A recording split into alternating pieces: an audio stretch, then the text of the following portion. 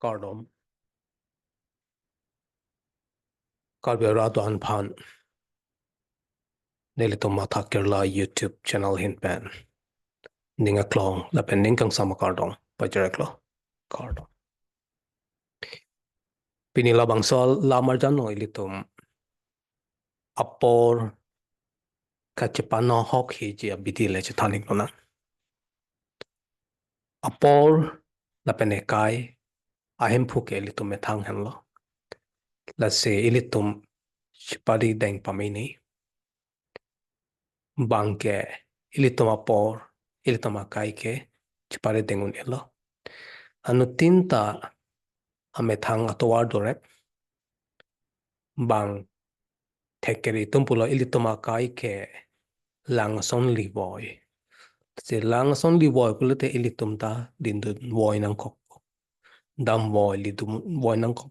chingtonun elo asila chingtonun eji pulote ilitum hanang kipi adan la apor apan en pamini apol en pamit hek pulote ilituma kai ta isi kemesenang thek dopo la se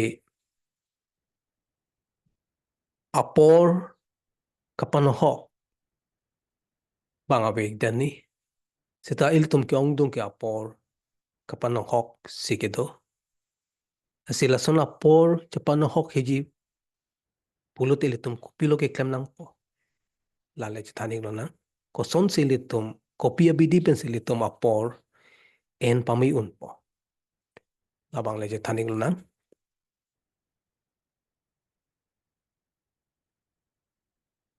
ahem phuke ilitum matlo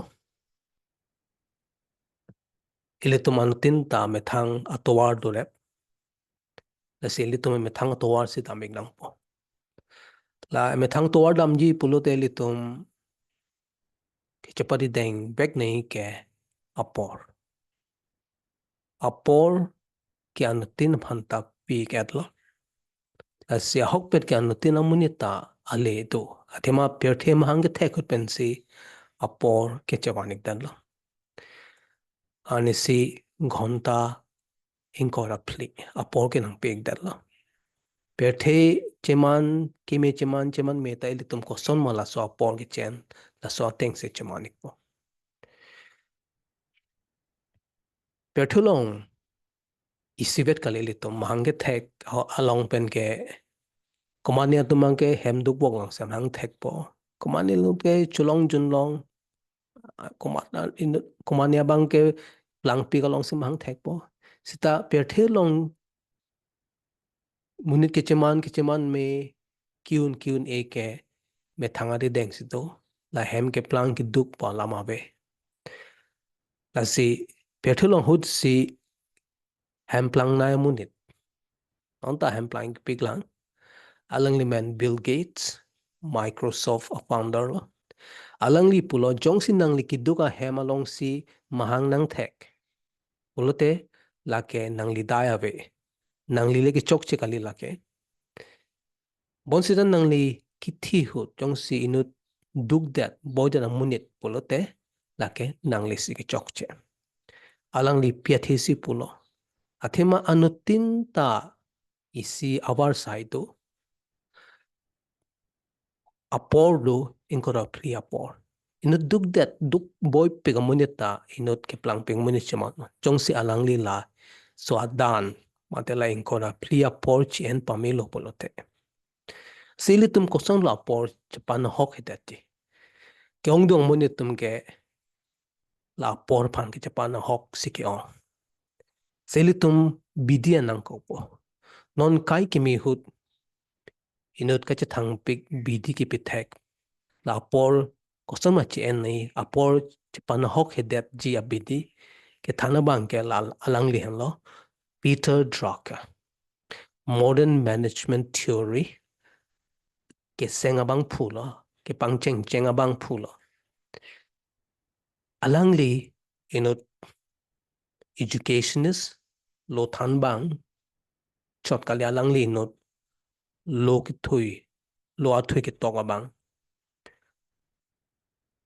alangli bidi mesen pikang alangli ilitum phananga thana bidi lai che thanik luna apor koson silitum chipan hok hedachi la chon thoma king kam do steps do ilitum chinini kecheng sia bangke ilitum me thanga por chichni ne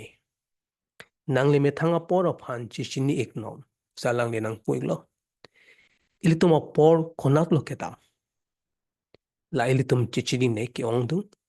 komani ilitum phan nang kedam tang iruya prang o pipi lo ke klem ilitum chithagonjima chithagone athema ilitum la kama thaja kongowe ining do ete asilitum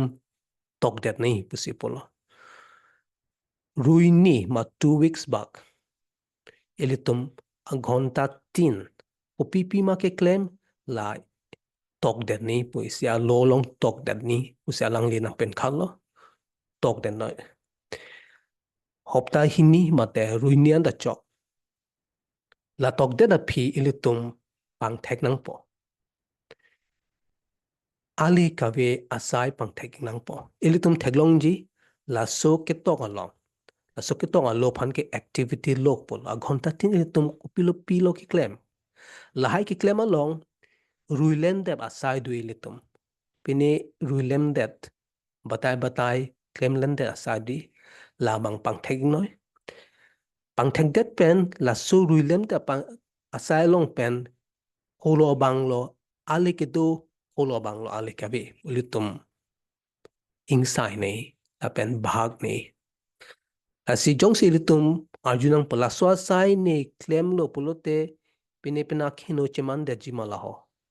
charjunang po jong si ake thaga bang answer bang thang ta chiman me polote la ken ilitum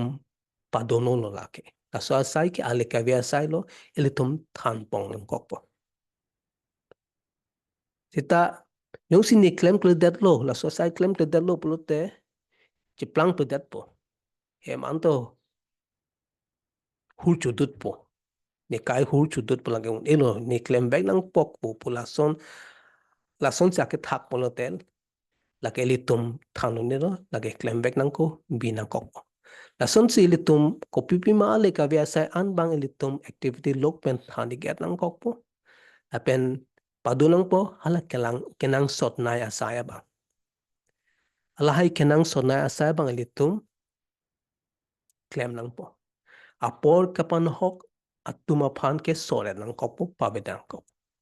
asila son thom hello ken kam chi yon ilitum me thang tok nang po pipi asaya me ke claim ruini back 2 weeks back la so phi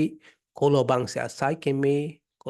kolo bang se asai le ke do kolo bang se asai le ka ve bang thek nang po la ban time wasters mate asai ale ka ve atom phan le tum solet nang kok po la han lo ile tum apol jong se chen pa me ji polote ko bang thu